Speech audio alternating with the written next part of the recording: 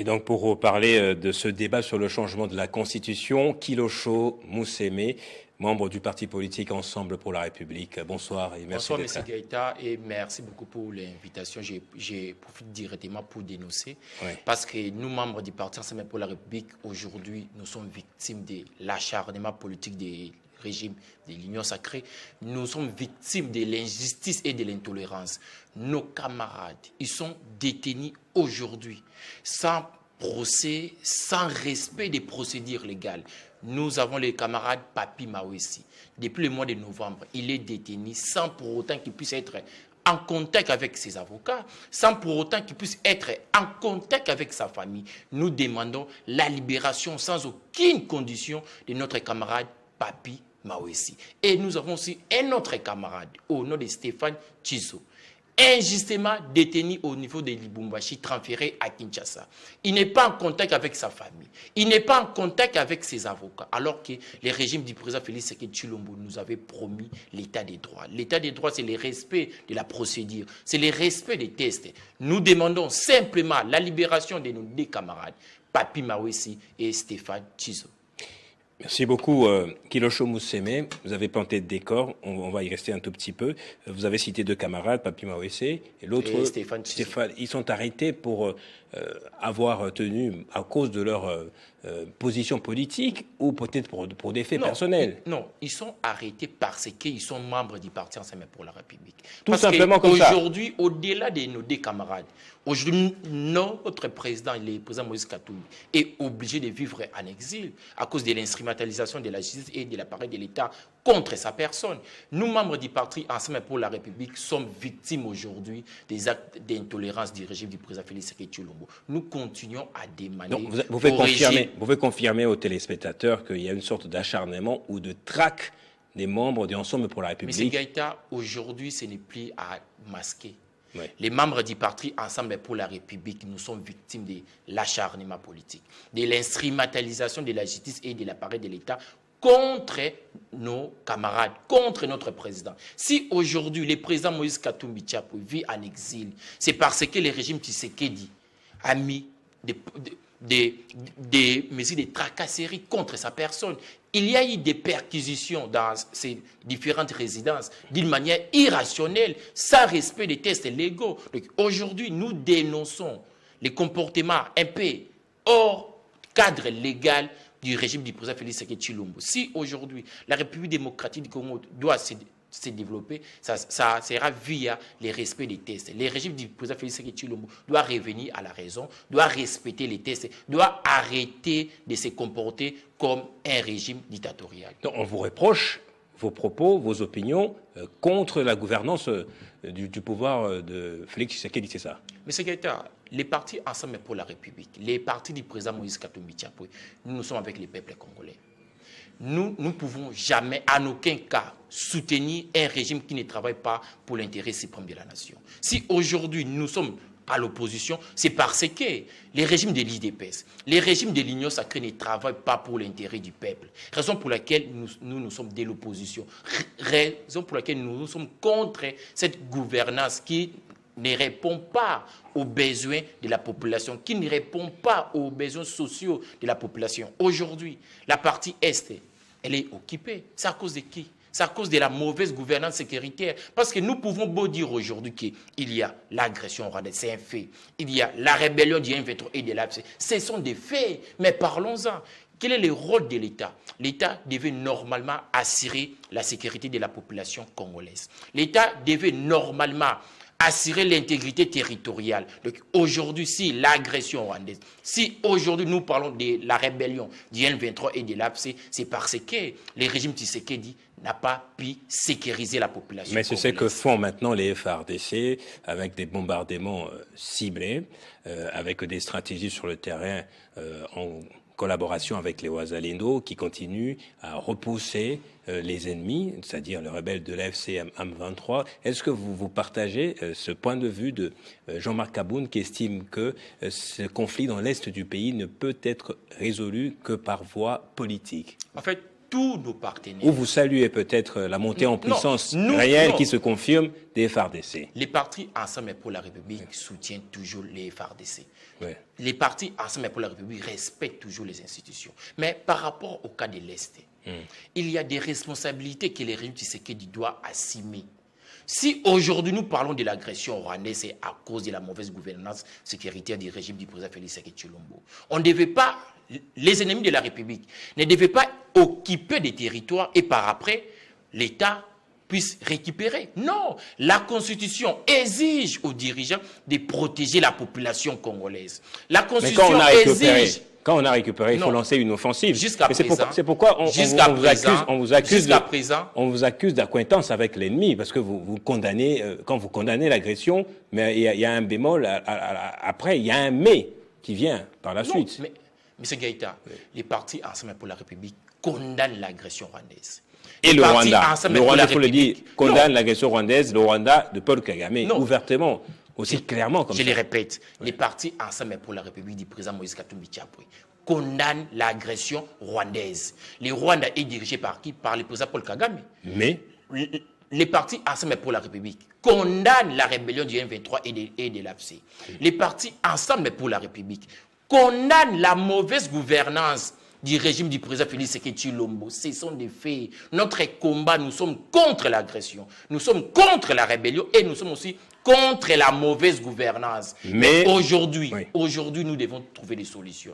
La seule voie qui est claire, qui peut nous amener vers une solution durable, c'est la voie de dialogue. Nous devons dialoguer. Pourquoi? Parce que pas la voie militaire. Tous nos partenaires... Pas la voie militaire. Gaïta, tous nos partenaires... Quand la RDC se dote des armes de pointe, capables de faire des ciblages à distance, et bon, avec quelques précisions, et c'est là que vous sortez encore les griffes pour dire que la voie reste politique. Non, mais la République démocratique du Congo avait signé l'accord de Washington. Oui. Dans l'accord, on stipule quoi? Les dialogues. La République démocratique du Congo est en pourparlers avec les M23 à Doha. C'est aussi une autre forme de dialogue. Aujourd'hui, nous devons aller au dialogue pour sauver des vies humaines.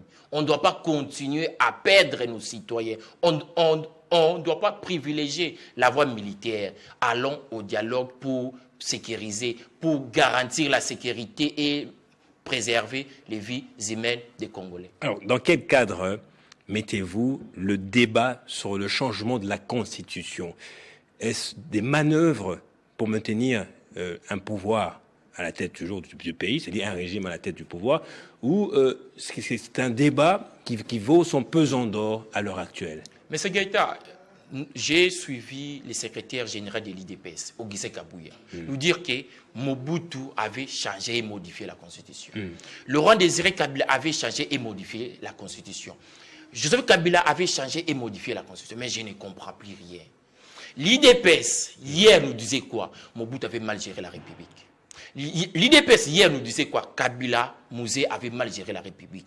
L'IDPS, hier, nous disait que Joseph Kabila avait mal géré la République. Mais par quelle magie, aujourd'hui, les anciens présidents, que l'IDPS disent qu'ils ont mal géré la République, puissent être des modèles de l'IDPS aujourd'hui? Vous comprenez directement que l'IDPS n'a pas de boussole.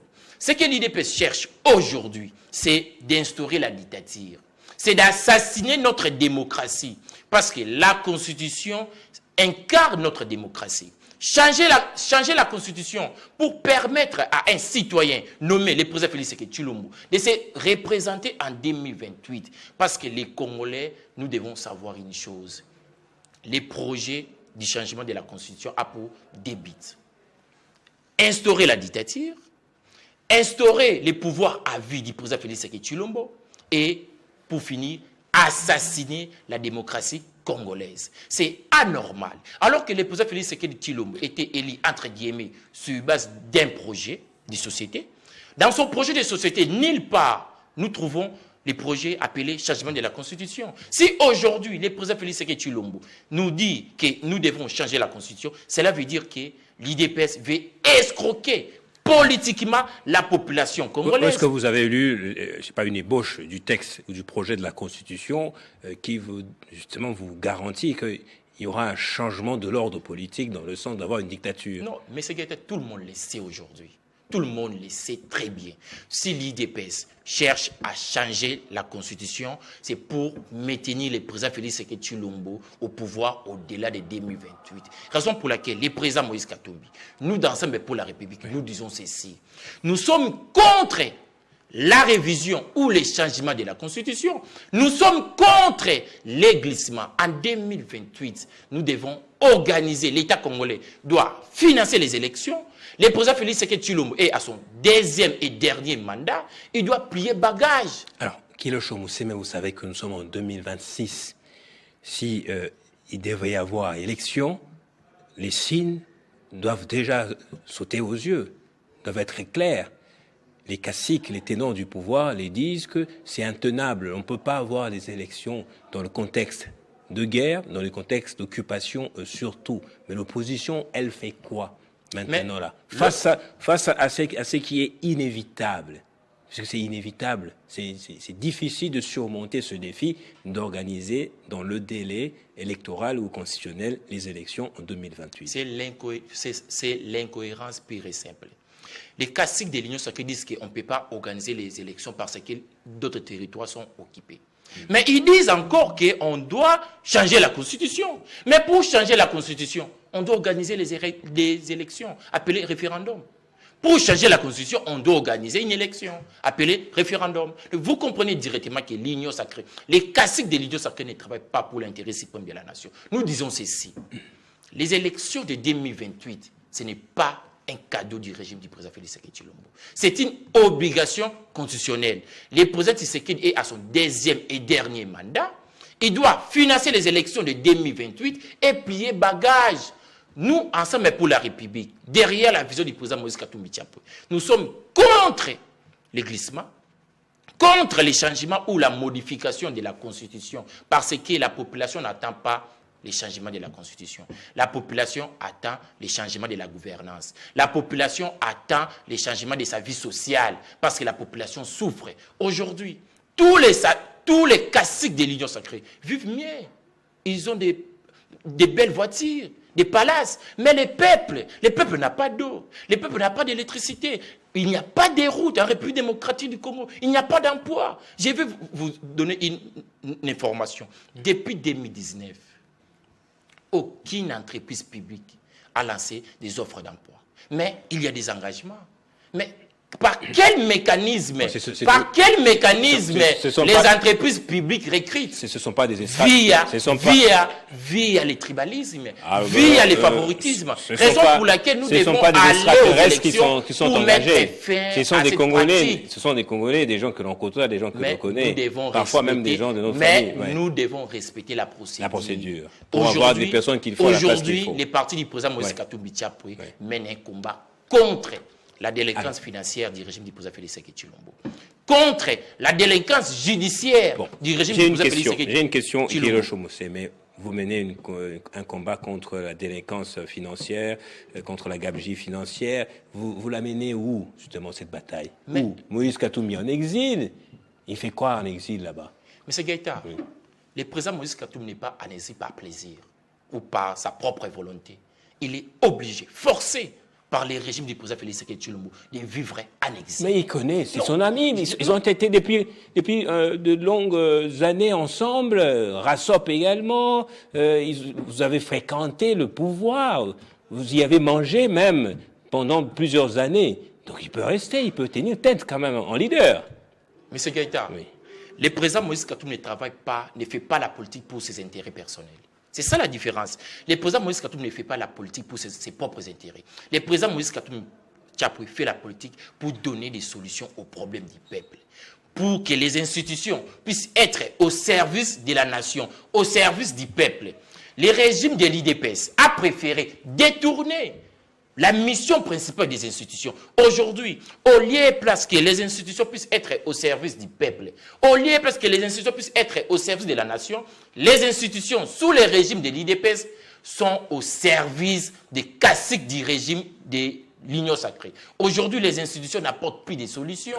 Raison pour laquelle nous, dans Ensemble pour la République, raison pour laquelle le président Moïse Katumbi est dans l'opposition. Aujourd'hui, si nous sommes dans l'opposition, c'est parce que les pouvoirs en place ne travaillent pas pour l'intérêt du peuple. Parce que les pouvoirs en place privilégie les intérêts personnels de ces caciques au lieu de travailler pour donner des solutions aux problèmes du peuple. En gros, concernant le changement de la Constitution, ce débat, la position de l'Ensemble pour la République est un niet, un non catégorique, mais comment l'exprimer pour justement montrer au pouvoir qu'il y a de la résistance et comment mobiliser la population? En fait, les peuples congolais, vous devez savoir une chose. Aujourd'hui, les projets de changer la Constitution a pour débit maintenir le président Félix Tshisekedi au pouvoir à vie et instaurer la dictature. Est-ce qu'aujourd'hui, la République a besoin d'une nouvelle Constitution ou la République a besoin de la paix? Aujourd'hui, la République a besoin que nous puissions booster notre secteur économique. Raison pour laquelle nous, Parti Ensemble pour la République, derrière la vision du président Moïse Katumbi Tchapwe, nous disons ceci. Allez-y. Nous sommes contre ces projets diaboliques qui est contre l'intérêt suprême de la nation, qui a pour but d'assassiner notre démocratie. Le peuple et nous, le Parti Ensemble pour la République, nous devons soutenir, protéger cette constitution parce que notre avenir en dépend. Les élections de 2028, ce n'est pas un cadeau du régime à place. Le régime doit, c'est une obligation, M. Gaïta, le régime du président Félix Tshisekedi-Tshilombo doit organiser les élections dans les délais. Et avant 2028, faute de les quoi? peuples attendent.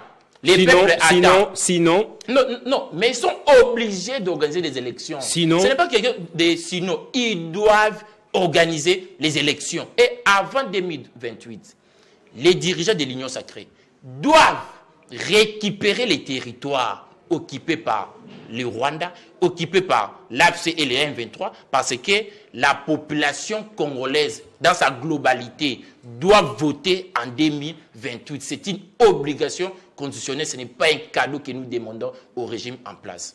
alors l'actualité, c'est aussi ces réactions interposées à la suite du bombardement qui a coûté la vie à une humanitaire française, Karine Bruisset. Ce bombardement qui a visé une résidence à Goma, beaucoup d'analyses là-dessus, comme quoi le bombardement aurait visé une telle personnalité ou une autre. Alors, quelle est la position de l'Ensemble pour la République ou la vôtre personnellement? Qu'est-ce que ça vous a inspiré justement? M. Gaïta, jusqu'à présent... Cette mort, pour ne pas dire meurtre, mais c'est vrai cette mort. Jusqu'à présent, il n'y a pas eu une communication officielle de nos forces armées congolaises. Oui. Il n'y a pas eu une communication officielle du gouvernement congolais. Mais par rapport à la mort, nous dénonçons cela. Parce que si l'État doit agir, l'État doit le faire d'une manière rationnelle. Nous devons attaquer les ennemis et non nos partenaires. Okay. Aujourd'hui, les peuples n'attendent pas des bavures. Les peuples attendent une seule chose. Que nous puissions récupérer les territoires occupés. Parce que en 2019, lorsque le président Félix Tshisekedi-Tshilombo prêtait serment, la République démocratique du Congo était dans sa globalité. Kinshasa contrôlait ses 145 territoires. Si aujourd'hui, Kinshasa n'arrive pas à contrôler les 145 territoires de la République démocratique du Congo, il y a des responsables. Les responsables sont les membres de l'IDPS. Aujourd'hui, c'est l'IDPS qui gère la primature.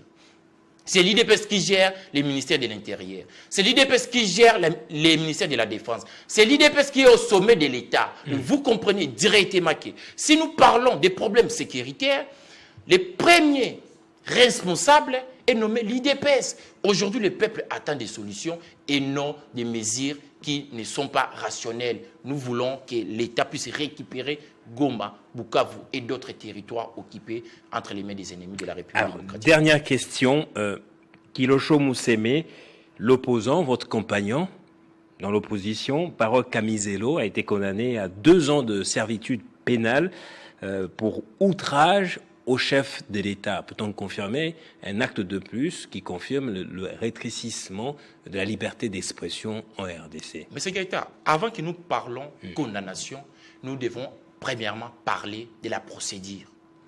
Comment M. Camizelo a été arrêté? Il était arrêté comment? En violation de toute procédure légale. Vous comprenez directement que normalement, si la justice congolaise était réellement indépendante, M. Camizelo devait être libéré, invité normalement en respect de toute procédure pour répondre à cette infraction. Mais mais les condamner directement, en tenant compte de son arrestation en violation de toute procédure légale, c'est une injustice. Aujourd'hui, les membres de l'opposition, ce n'est pas seulement Kamizelu, il y a aussi Nathanaël Onokomba, qui est injustement détenu. Et nos camarades Papi Marouzi et Stéphane Chisso. Vous comprenez directement que nous sommes en face d'un régime de dictateur. La République démocratique du Congo n'est pas un bien privé de l'IDPS. La République démocratique du Congo n'est pas un bien privé de l'Union sacrée. Merci. Nous disons ceci aux dirigeants.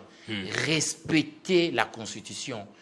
Travaillez pour l'intérêt suprême de la nation et non pour vos intérêts personnels. Parce que la République n'est pas un bien personnel d'un groupe de gens. La République, c'est un bien commun de tous les Congolais. Vous ne craignez pas d'être accusé aussi d'outrage, vous? D'être outrageant vis-à-vis du mais moralement, nous sommes déjà préparés parce que nous sommes en face d'un régime de tyrans. Merci beaucoup. Merci beaucoup pour l'invitation. Kilosho Museme, merci pour ce passage et merci pour votre franchise également. Merci à vous aussi de nous avoir suivis. Je profite donc de l'occasion pour saluer, envoyer mes encouragements, beaucoup de force et d'énergie à Nathanaël Onokomba, dont le nom a été cité tout à l'heure par Kilosho Museme, qui est en ce moment à Andolo, où il est détenu et il continue de subir moralement de l'injustice, en tout cas. Un jeune qui a beaucoup à donner à son pays, un jeune étudiant de surcroît dont la résidence est connue, un jeune politicien qui, partout où il est passé dans les médias, n'a fait que défendre une catégorie des Congolais. Ces Congolais normalement bénéficiaire du peuple d'abord et est encore à Ndolo aux côtés des militaires accusés des crimes gravissimes même de l'humanité, des crimes militaires, etc. Donc nous continuerons à dénoncer cette injustice et nous continuerons à le prendre pour un modèle de courage, un modèle d'abnégation pour l'intérêt de la nation. Merci à vous, madame, messieurs, de nous avoir suivis. C'est la fin de ce numéro de Kin Direct. Restez avec nous, car le journal intervient dans quelques minutes avec Grace Salambo. Quant à moi, je vous retrouve demain à 20h précise, juste après la fin de Club 50 de Jean-Marie Kassamba pour la grande édition du journal. Au revoir.